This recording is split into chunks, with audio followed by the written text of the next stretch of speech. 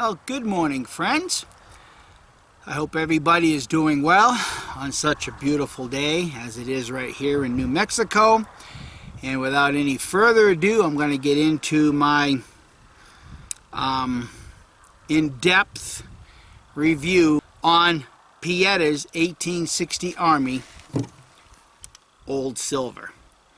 Now, there's actually quite a bit here to talk about because this particular firearm was the better of two choices per se. There's not any in-depth review on this particular firearm on YouTube that I could see, that I was able to find. There is a couple of channels out there. One of them is Jeff Shoots Stuff, but he's actually got the 51 Navy in Old Silver, and then the channel is Black Powder and Lights, I believe it is. He's got one of these that he does a short review on it, and there's another gentleman out there with a 2 or 3 minute video just showing the gun and being proud about owning the gun. And it was based on those 3 channels that I decided to go ahead and invest into one of these, and so that's what I want to talk about right now. When I saw 2 of those videos, in particular Black Powder and Lights and Jeff Shoots Stuff, one thing that really caught my attention was the timing of this particular revolver. And the channel Jeff Shoots Stuff, what he showed, at full cock, there's little or no travel on the hammer, and the cylinder's locked up very, very tight. Now, with that being said, all of us should recognize that since the hammer is engaging pretty much at the full travel, it should actually lower the point of aim. I'm going to find that out soon enough, but not today. But if you guys can kind of focus, I'm at full cock, and you can see that there's just not even a full 1/8 of an inch of travel. And like I said, that's what caught my attention about this particular gun made by Pietta. Now, just by comparison, here's my Uberti 1860 Army. Okay, full cock, but you can still see there is quite a bit of travel. And because that hammer's coming that much further forward, some guys are of the mind, and I am also, that it causes these guns to shoot higher. When the hammer's further back, it's gonna make the gun shoot lower. And you can kind of see how much travel there really is, even with a, you know, upper class Uberti. Okay, now my Army San Marco. Okay, yes, I know, I've already installed the Remington sight, dovetailed it in, and I know I just committed the ultimate sin putting a Remington sight on a Colt style revolver. But this is my Army San Marco 51 Navy, full cock, but you can see how much more travel this one has. Quite a bit of difference. So once again, as a point of reference, full cock, little travel. So that was, for me, probably the ultimate selling point, besides being shiny, silvery. Now, when I was at Cabela's, they had one revolver in the display case and the other one in the back room, so I politely asked the salesman to go and get the one that was in the box so I could have both to compare. Both of the revolvers, the timing was spot on. Both of them, little to no play, solid lock up, and but I don't know how to quite explain this. This was the lesser of the two evils per se, because when I cocked the display gun very slowly, you could actually feel a grinding chatter. And it was so loud that even the salesman said, wow, I can even hear that. So I grabbed this particular revolver and I did the same thing, and you could actually feel a grinding type chatter. Now the camera's not going to pick it up at this point because I've already done some of the work that was the problem, and I'll explain to that. I'll get to that here in a little bit. So being the lesser of the two evils, it still had that issue of it grinding, and I thought maybe it was, you know, the hand grinding on the inside of the back of the revolver here. That's what I thought. But once again, I'll get to that a little bit later. The issue with this gun, in the grip section, the back of the grip feels very good. The wood is relieved perfectly. But on the front of the grip, the wood is proud. But more importantly, I don't know how well the camera's going to pick it up, but right here on both sides of the revolver, there's a very obnoxious amount of wood hanging past the frame. So obviously, I'm going to have to address that. But out of the two revolvers, this actually had, in my opinion, the better looking piece of wood. And so obviously I'm going to have to sand that down, take some of the finish off, and make everything appear to be a little bit better. Now, yeah, this one's got not a lot of issues, but just some things that are just annoying, okay? One of the annoying things is the loading lever rattles, okay?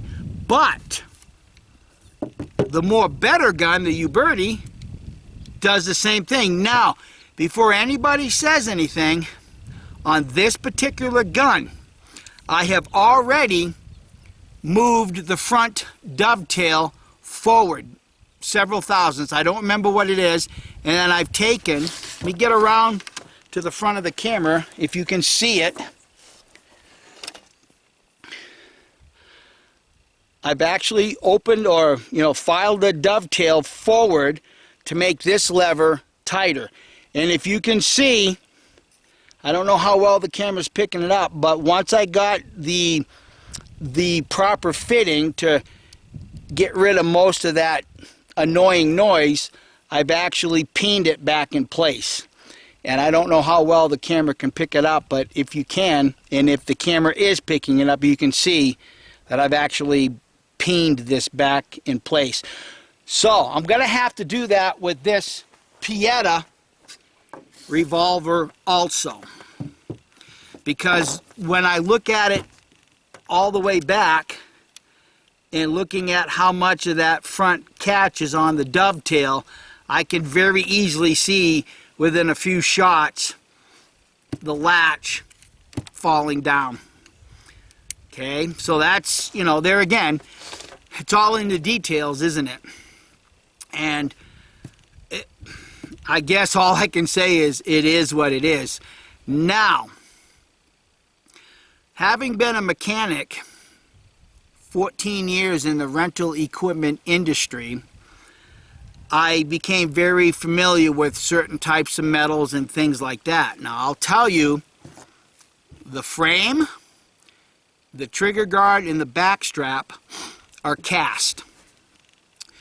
And in my opinion only, the casting of the frame, well, the trigger is also cast also, but in my opinion, the casting procedure that Pietta is doing right now is on the same level as you would cast bearing races.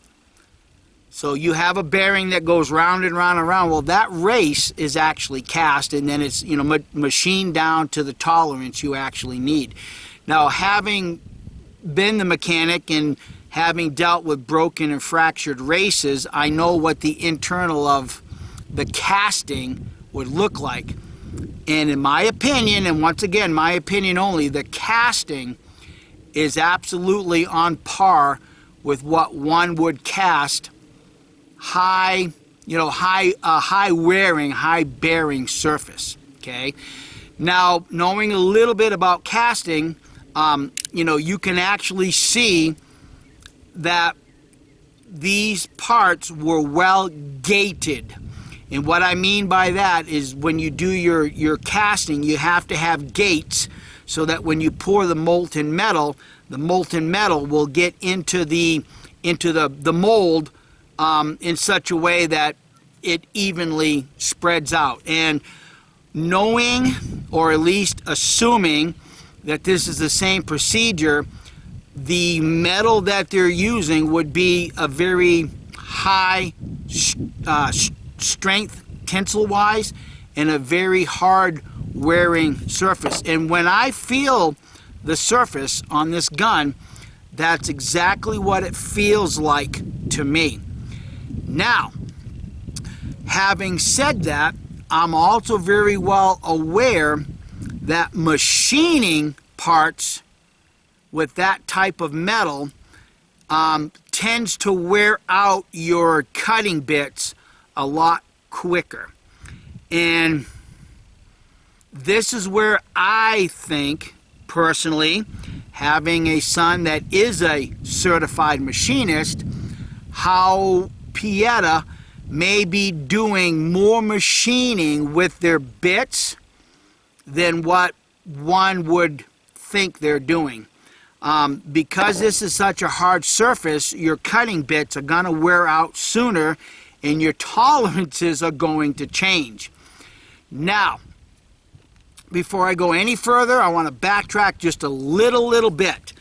When I got both of those guns out on the counter, I removed the wedges, and yes, the wedge comes right out because we all know that this screw hole is screwed at the wrong depth. It needs to be just a hair lower. But if a guy has some small washers, you could actually put a little washer behind that and actually be able to make that work it so that the wedge stays in the barrel. So anyhow, that being said, I wanted to let everybody know that when I took the barrels off the guns, they still had black powder residue in them. That tells me one thing: they did test fire the gun, and number two, they didn't clean the barrel out. And fortunately, this particular gun barrel has a stamp date of 2022, and it's not stamped. It appears that they are actually laser etched. And like the channel Jeff Shoots Everything, he made the same observance that these are now laser etched. And I've mentioned before, being on the side of the gun barrel doesn't bother me one way or the other. I know some people prefer that Pietta put it on the barrel so it could be more period correct, but hey, is this style gun really period correct with the old silver finish? No, it's not, at least in my opinion. But anyhow, boy, there's just a lot to go through here. One thing that I had noticed is that on these cones, the hole on the bottom of the cone, in my opinion, is much smaller now. And I took the cones out, degreased them, and that's when I was able to see that the hole is smaller. So I'm hoping that by drilling those smaller holes in the cones, you're going to have less back pressure and perhaps less cap jams. But as I've already stated, I can take these cones, drill a hole in them, and make them into the slick shot myself. So I cleaned out the barrel and got the gun all tore apart, and I'm gonna get to that little bit of a chatter mark here in a minute. But internally, guys, I was very, very impressed because the trigger bolt spring was no sharp edges, and it appears to be a little bit thicker metal, and they took the time to round the edges. So on this particular gun, at least, there were no sharp edges left on the trigger bolt spring. Now, the hand that comes up through here and turns the cylinder, spot on.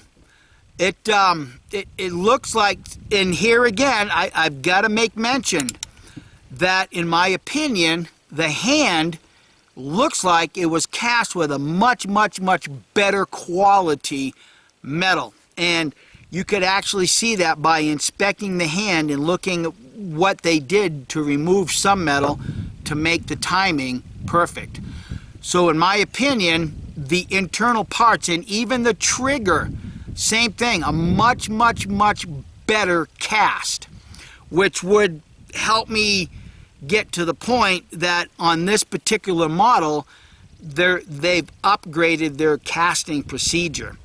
Now, with that also being stated, when I took the gun apart, all of the screws came off. They were in there tight, but this bottom screw right here, I swear to God, they put it in with JB Weld. I actually bent my screwdriver, and bear in mind, I have the proper screwdrivers. But what I finally ended up having to do, let me get a little closer and you can see that the bottom of the screw's boogered up. So what I ended up having to do is to get a screwdriver that went all the way to the bottom, and holding the that portion of the frame between my legs, I actually had to keep, you know, the twist. I had to keep that tight while I took a hammer and hit it, and that finally broke loose in about the third or fourth swing. There was no need to put that screw in there that tight, and the ending result is the screw is now boogered up. With that being stated, once I got the screw out, there was still casting sand on the inside of that hole. So when they cast it, whoever threaded it never bothered to clean the casting sand out of the rest of the hole, which in my opinion probably contributed to that screw not wanting to come out as easy as it should. Now, I should also say too that the main spring, they did the same thing with the main spring. No sharp edges, everything was rolled over really, really good. So I was impressed. And I will say, ultimately, I am impressed with the internals of this revolver that Pietta is putting out. Now, let me get a little closer because I want to show you something what I was talking to earlier about dull cutting tools, machining tools. Now, I'm not sure how well the camera is going to pick any of this up right now, and that's kind of why I did it in the sun. But when you look at the water table, you can actually see chatter marks, and with the point of my knife, I can actually feel them. Now, whether I'm going to go ahead and finish sanding those out, I'll think about that. There's a little bit of a lip right here that I will sand out, but there again, that's allowing your cutting tools to become dull, and I do recognize, as I said, this material is a lot harder material than, say, what would be in one of these guns. See, even the case hardened frame, it's a softer material. They can machine it really easily, and then they go back through and harden it after the machining's done. But because of the, in my opinion, because of the casting quality of a harder metal, you would expect to see some of these chatter marks being left behind as the tool is getting increasingly dull. So let me get back around. Oh, and before I get around, a lot of us know from past experience that the cap sucking is usually caused by this portion of the hammer right here. I will tell you, it is as smooth and as round as a baby's bottom. So I don't expect any cap sucking from this, because even as I run my fingers across the face of the hammer, it's smooth and it's round. So there again, that's quality control. I honestly believe that they spend more times with this particular model, more time with the internals than they do with something like this. And I can understand that, having a son-in-law that's a machinist and having spent so many years in the, being a mechanic. There are certain things that you know what to look for and certain things you would know to avoid. Now to the chattering on the cylinder. Once I got home, and there was a couple of burrs that I had to clean off back here. Nothing out of the ordinary, just a little burr left right here. And when I was at Cabela's trying out the gun, that's what I thought it was, just a burr getting hung up in there or something to that effect.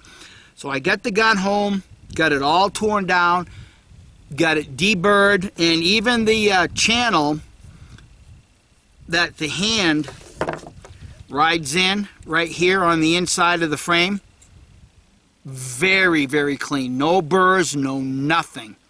The inside was done very, very well. So I'm cocking the guns, and I can feel that chatter, and like I said, I thought it was something internally. Got it home, got the guns cleaned up, and let me get back around to the front and I'll try to show you. So what became apparent as I'm slowly cocking the gun is that I could feel the chattering once the bolt hit this portion of the cylinder. And from that point, I could feel that chatter, okay? So taking the cylinder off and looking at these little cutouts, I could actually see the chatter marks left behind by a dull cutting edge from the machine. Now what I've done and what I've been doing, I've been taking a small dowel and I've been sanding the face of this down. I'm not 100%, I'm just about there.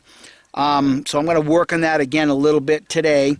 But when I install this and I cock it slow, the chattering is all but gone. Now what I may do is after I shoot the gun and come back out and clean it, I may take a little bit of sandpaper and just round off the leading edge of the bolt.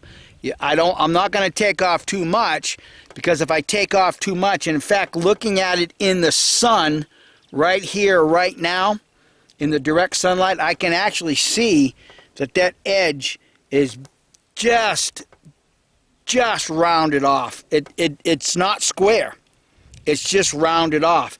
So there again, I may be able to correct the entire problem by just continuing to sand the chatter marks out of this portion, because I gotta tell you guys, once again, the lockup is just absolutely spot on, and the timing is spot on. Even when the bolt comes up and it hits the cylinder, it's actually hitting right at this portion of the edge, so it's actually coming up in the proper place because the shape of this bolt is done perfectly. It's done the way it's supposed to be done.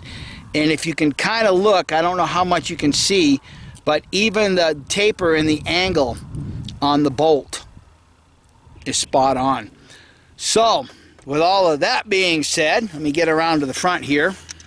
So obviously I still have a little bit of cleanup work to do.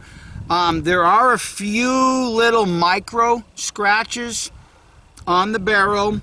There's a few little micro scratches on the cylinder where I, went oh oops with the sandpaper, but I have a high-speed metal polisher, so I should be able to finish polishing that up. And yeah, I get it. With the amount of money that we pay for these guns, you wouldn't have to expect to do that, but expect to do something.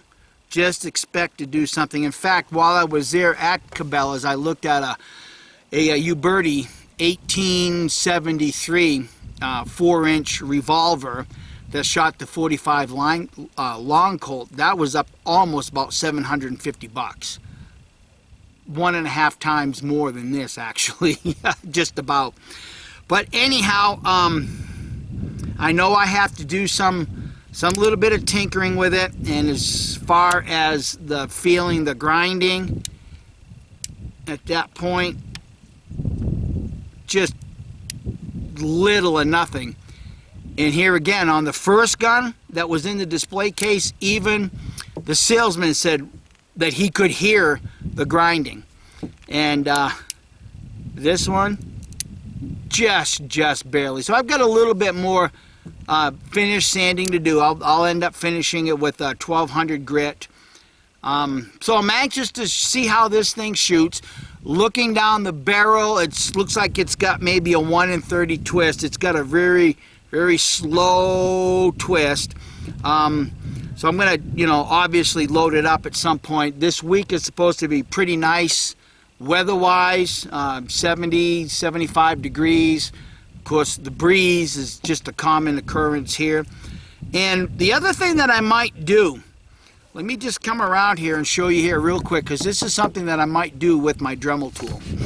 All of us know that when Pietta cuts these hammers, they only come and only go in one direction with the cut, so that when you grab the trigger, there's really nothing grabbing, your finger, as opposed to, well, even on my Army San Marco, you can see they actually do cross cuts. With a cross cut, your finger actually grips the trigger a whole lot better. Well, in fact, guys, let me just show you something here real quick as an afterthought. Okay, look at the side of this trigger. Okay, now one of the gates, you can see what would have been left behind from one of the gates when they poured it. And on the other side, there's no evidence of that. And you can also look on the inside of the hammer, and you can see that there's a little edge right here where it's, a two-piece mold. Okay, now looking at that trigger, and then looking at the trigger off of the Army San Marco, you can see that there's a marked difference in the way these hammers appear as far as the metallurgy. That's why I'm led to believe that this particular gun that Pietta sells as the old silver is made out of bearing material. And I'm not going to do any research on that. If you guys happen to know for a fact, put that down in the comment section. Please do. And so what I might do is I might take my Dremel tool, and I'll probably go real slow and make these a little deeper, and then I'll put a crosshatch on it so that, when I go to grab the gun, there's positive contact with the hammer. And there again, these are just some of the simple little things that on the Piettas, at least, we can do to make them a lot more comfortable. So anyhow, guys, friends, thanks for watching. Let me get back around to the front of the table here. And I certainly hope that you have enjoyed what I've done here as far as a more thorough video on this particular revolver from Pietta. The all in all, I'm happy with it. Like any other black powder gun, we all wish they would do things a little bit different, but we don't live in that perfect world yet. So hopefully this week I can get out and do some shooting with it and see how it prints. And as usual, I probably won't be doing anything with the sights until I get about 100 rounds through it. I want to get a good feel if this gun prints to the right, prints to the left. And one thing that I will probably be doing once I get shooting it and I can kind of see what it's doing, as we know, Pietta doesn't crown the front of their barrels like what U-Birdie does. Okay, so I will probably put a crown on this, but once again, I want to see how the gun shoots first. And I guess that's all I have to say about that. So Instead of going any further, thanks for watching, and I hope that this in-depth review won't really make you shy away from this particular revolver if you elect to get one, but at least it gives you a better feeling of what to expect and some of the things that you might want to look at and look for if you're in Cabela's, fondling one of these guns and wishing wishing that you could afford it. So anyhow, thanks for watching, and I hope you friends will have a blessed day. I know I am. Bye.